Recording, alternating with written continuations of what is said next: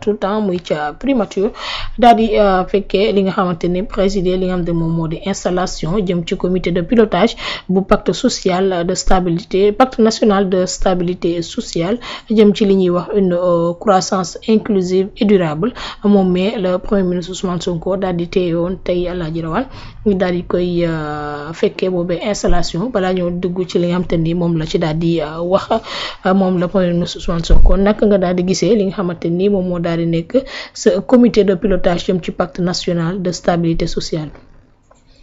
waaw xam nga boo xoolee li ñuy nekk di jéem a développer depuis tout à l'heure ci ñenn ñiy wax yenn yi ci kii bi ci penc mi ci ñenn ñi nga xamante ni dañuy soofantal lu jëm ci wàllu martyr yi ci wàllu justice di wax réconciliation tout ça mais en vérité loolu yëpp boo ci defee li nga ci war a def mais quelle est la finalité? C'est la stabilité tout simplement. Bien sûr. Et que parmi li nga xamante ni moom la Sénégal am comme denrée comme ressource boo xamante ni dañ koy jaay ben c'est la stabilité. bu la ci kenn nax Sénégal amu fi lu nit amul wala lu pays amul bu dee côte am na ñu am côte yu ñu gën a ngand. bien que am nañ ci nag lu Dieu nous a bien doté n'est-ce pas sous-sol Afrique moom daanaka fu ne am na ko sous-solu Afrique moom daa riche. N'est-ce pas? Donc, ressources am nañ ko certes comme ni ko ñeneen amee mais doyul. tey boo génnoon fii nga ni par exemple damay dem Somalie ak lu mu ci mënti doon boo gasoon ci ay sous-solam da nga fa fekk ay ressources yaa ngi dégg mais tey investisseur benn du jóg jël alalam naan damay dem Somalie dem investir yi parce que tout simplement y a même pas d'état dañ koy wax sax. y a même pas de voilà mu ngi noonu tey boo waree jóg dem par exemple Congo ci yenn zones yi c'est plus compliqué boo waree jóg ñëw Sénégal juste sud bi Casamance bi mu amee ay yëngu-yëngu rek presque 40 ans mënoo faa def loo xamante ne day sont pour nga liggéey fa c'est extrêmement difficile donc pour ce que je veux dire mooy dafa bokk ci les ressources yi nga xamante ne mooy tax Sénégal di attrayant mooy la stabilité. lépp lu war a concourir pour maintenir stabilité boobu c'est-à-dire sunu ay autorités dañ cee war di dox.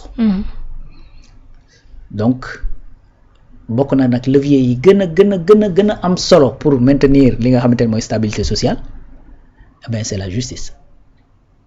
gis nga li vocabulaire di bari li dictionnaire di bari ay mots projet bi nga xamante ne moom mooy vision Sénégal 2050. dañ ne pour un Sénégal juste prospère et souverain.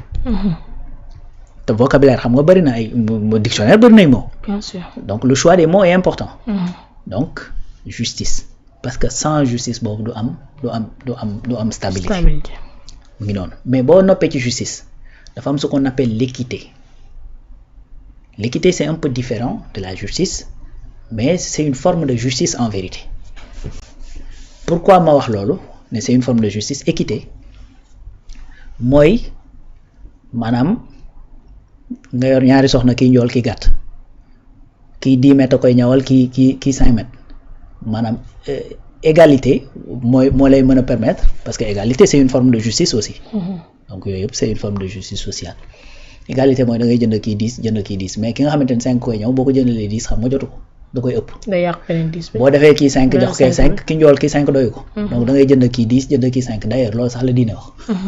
ku ci nekk li la doy nga koy jëndal. très bien soxna si nga am mu nekk Canada wala mu nekk France la koy dundal bokk la ki nga xamante ne moom nga am mu nekk Sénégal. c'est ça qu'on appelle l'équité. équité boobu tamit dafa bokk ci li nga xamante ne dafay stabiliser ab dëkk donc équité boobu da nga koy def ci lépp moo tax ñuy wax équité territoriale n'est-ce pas. équité boobu da nga koy def également ci ñi nga xamante ne ñoom ngay jàkkaarloo di waxtaan ak ñoom te ñu nekk ce qu'on appelle les forces vives de la nation te ci seen biir bokk ci ñi nga xamante ni ñooy le patronat nga xamante ni ñooy employé bokk ci ñi nga xamante ni les syndicats nga xamante ni mooy yor travailleurs yi te ku ne xam na ni la plupart du temps l'intérêt du travailleur et l'intérêt de l'employeur des fois dafay woroo. moo tax souvent ay syndicats di am parce que souvent dañuy woroo. L'employeur généralement li muy bëgg mooy di fay le moins possible di gagner le plus possible employé bi li muy bëgg mooy di liggéey le moins possible di gagner le plus possible loolu moom ñun ñëpp la. ku sañoon da ngay liggéey sooy 4 jours sur 5 am salaire bu baax a baax am say avantages am say congés ñoom seen. donc implicitement loolu mooy li nga xamante ne dafay nekk quelque part des intérêts divergents kan moo leen di arbitrer l'État. Bien sûr. donc pour éviter jiixi jaaxa yooyu te état moom ci boppam quelque part il est employeur. état dafa am administration quelque part il est employeur yor ay employés ba pare nekk également arbitre entre les employeurs et les employés mais loolu bu fekkee situation bu mel noonu amee c'est-à-dire il faut qu'il y ait un dialogue continu dialogue boo xamante ni tout le temps da ngeen koy maintenir ku ci nekk di xam sa moroom lan la mën ak lu mu tële. ak lu mu mënut. parce que dafa bokk ci dama am suma nijaay booy wax naan bokk na ci yàq xarit mooy teg sa xarit lu mu mënul ak di ko nëbbatu maanaam teg sa xarit lu mu mënul ak di ko nëbbatu bokk na ci li yàq xarit. teg sa xarit nag li mu mënul mooy parfois li koy indi mooy nga bañ a informer wala ngeen bañ a waxtaan ba nga xam ni lii àttanu ko wala nga doon ab tëxit n'est-ce pas. pour éviter nag loolu c'est-à-dire il faut un cadre qui vous permet tout le temps ngeen nekk sur la même longueur d'onde loolu moo tax ñu indi effectivement li nga xamante ne mooy le pacte de stabilité sociale. Bien sûr. donc pacte boobu nga xamante ne dañ ko teg pour di wéy muy am dialogue continu à chaque fois ñuy xam ne patronat bi lii la mën ñuy xam ne employeurs yi lii lañ mën employé xam ni employeur bi lii la mën bu ko defee état également ñu xam lan ba jusqu'à quelle hauteur la mën a jàpp lu ñu war a différer ñu différer ko lu ñu mën a def léegi ñu def ko léegi et cetera donc il faut ce dialogue et ce dialogue il faut le maintenir. Bien sûr. donc loolu mooy expliquer pacte de stabilité sociale bi tey nag effectivement ñu doon teg li nga xamante ne mooy comité bi ko xam moo koy piloter tout simplement. donc loolu la premier ministre doon def boo xoolee sax mu ngi fa am benn dialogue bu xaw a reetaanlu moom avec un des membres du patronat bi mu ñëw di ko nuyu dégguma lu ko wax mais certainement du ñàkk ne sorewul daal. xëy na ab ñaxtu wala affaire bu ñu bëgg état bi dimbal leen ko. boo déggee premier ministre la réaction bi voilà premier ministre bi mu reetaanee ba pare sax def ne ko yéen nga xamante ne sama plan de redressement bi ci yéen laa ko yaakaar. pourquoi je tiens à parler de ça ne sama plan de redressement bi ci yéen laa ko yaakaar dafay wane donc cet appel à l'endogénéité de li nga xamante ne moom mooy les ressources yi ñu bëgg a dajale pour liggéeyee ko réew mi. kon xam nga ne loolu loo xamante ne loolu tegu la. c'est-à-dire fi ñu bëgg a dem mooy tout simplement def de telle sorte que lii liggéey réew mi doomu réew mi ñoo koy produire. Bien sûr. bu boobaa dinañ mën a affranchir ci pression yu bare yoo xamante ne dafay jóge bitim réew. moo tax j'ai bien aimé li nga xamante ne mooy réaction au premier ministre bi mu kiiwee ba pare jël effectivement une certaine partie de cette responsabilité delloowaat leen ko ne leen réew mi ñun ñoo ko war a defarandoo. parce que li ma yaakaar liggéey ci réew mi yaakaaruma ko fenn fudul ci yéen te yaakaar dafa fort. xam nga voilà donc mi ngi noonu donc loolu dafa feeñ donc moom mooy solo su ndaje boobu nga xamante ne am na tey fële ca primature en fait. une annonce boo xamante ni tamit moom le premier ministre daal dina koy def foofu muy jëm ci li nga xamante ni moom moo di njëgu li nga xamante ni moom moo daal di nekk électricité ak gaz ak carburant fi nga xamante ni moom moo daal di nekk ci réew mi loolee nag nee na dinañ ko daal di wàññi ngir daal di mën a fexe ba ñoŋal li nga xamante ni moom moo di dund wi waaye tamit fexe ba li nga xamante ni moom moo di sénégalais bi mën a soutenir li nga xamante ni moom moo di son pouvoir d'achat loolee bokk na ci li nga xamante ni moom la premier ministre Ousmane Sonko daal dina koy wax ci boobee daje Alaaji Rawaan lépp rek jëm ci comme ni ñu ko daal di waxee rek gën a ñoŋal dundu doomu Sénégal.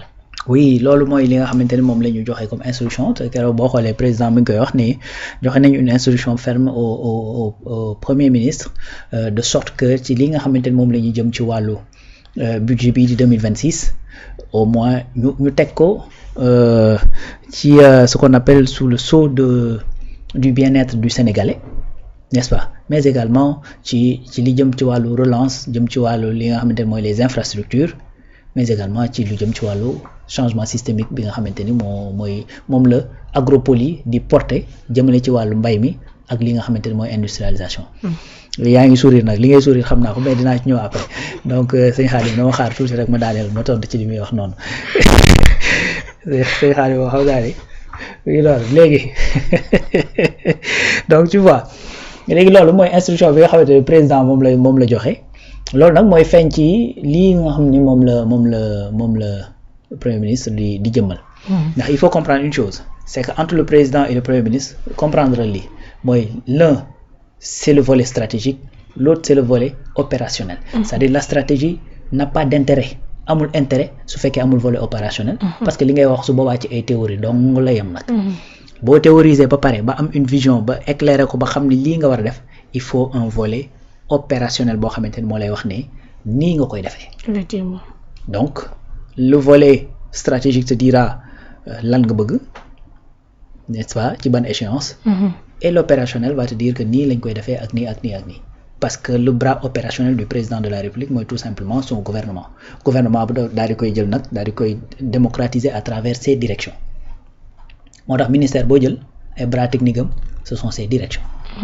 N'est-ce pas. Bien sûr. Donc moo tax tey bi président waxee loolu ba pare léegi premier ministre nag moo ñëw en tant que bras opérationnel pour dire que nii ak nii ak nii lañ ko fas yéene defee donc tey souvent ma rappelé ne au sein même de la primature dafa am ay comité yu ñu fa logé yoo xamante ni benn comité bi mi ngi tudd gaz to power beneen bi gaz to industry beneen bi gaz to X donc tout simplement beneen yeneen type d'utilisation yi nga xamante ni mën nañ ko utiliser gaz lu mel ni gaz domestique bi et cetera gaz to power bi mooy tout simplement gaz bi ñu war a jël dugal ko ci électricité bi pour mu mën a wàcce les coûts donc tey li ñuy produire ci gaz au Sénégal président de la République dafa ne 20 à 25% de la production dañ koy jël dugal ko ci courant pour tout simplement muy produire de l'énergie donc loolu boo ko kiyee nag dafay wan tout simplement fi ñu jëm ci wàllu courant parce que courant boo ko wàññee xam nga lan moo tax courant mu nekk lu am solo et que tout le monde en parle parce que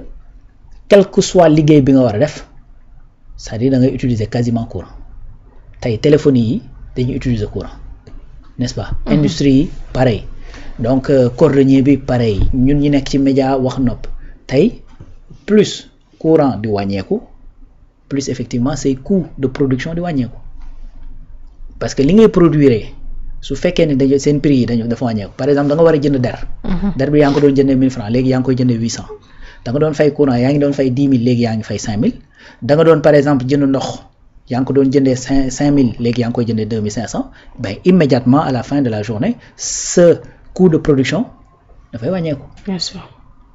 Coût de production bi su fekkee wàññeeku na maîtriser nga li nga xamante ne mooy sa ay délais maîtriser nga qualité bi nga xamante ne moom ngay liggéeyee c'est-à-dire immédiatement c'est-à-dire say prix de vente dana mën a wàññeeku te di nga mën a jaay qualité. te da ngay gën a productif. da ngay gën a productif en plus. parce que su boobaa li la doon produire loo ci benn heure mën na laa produire loo 2 heures. su boobaa yow mën ngaa garder sax say même coût de production ba pare yokk sa production. loo doon liggéey ci benn fan léegi nga koy loo doon liggéey ci je veux dire li nga doon consommer pour liggéey 1 heure bu fekkee léegi mën nga koo liggéey 2 heures c'est-à-dire en 2 heures li nga mën a def c'est-à-dire ce coût économique et même financier dafay sa gain dafay gën a yokk tout simplement. Bien sûr.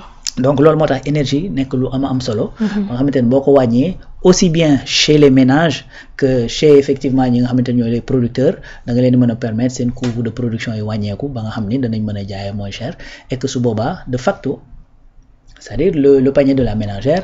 da koy yëg. tey su fekkee li ñu lay jaay dafa wàññeeku même li nga doon am bu yokkul tu as l'impression que tu as plus d'argent. N'est-ce pas boo yoree 1000 francs par jour. li nga ciy jënd yëpp ci journée bi di jar 800 nga dem ci marché bi ñun la yëf yi wàññeeku na ba léegi 600 lay jar c'est-à-dire tu as 200 francs de plus c'est comme si sa xaalis dafa yokk alors que tu as toujours le même montant. parce que tout simplement leen lay jaay moo wàññeeku. te loolu yëpp nag énergie daf cee mën lu bari. encore une fois autant ci li nga xamante ne mooy production industrialisation que agriculture bi même les services que l'usage domestique ñi nga xamante ne dañoo nekk ci kër yi également. mu ngi noonu ayca ñu daal di continuer moom Khadim da nga koy leeral ndax moom tane na wala déet wala ñu daal di dem internet kii. si suuf la sëñ Khadim waaw sëñ Khadim de est-ce que non sëñ Khadim kay bàyyil ma jàll rek parce que non des fois sax y a des choses yoo xam ne il faut nga tànqam lu balaa parce que loo expliquer mën nañoo gis ci biir explication bi loo xamante ni mën nañ ne waaw buñ ko defee woon nii nag. waaw loolu la quoi donc. buñ déglu woon rawaan nag. mën nañ ne buñ déglu woon li rawaan. waaw loolu la léegi loolu laa ciy bañ.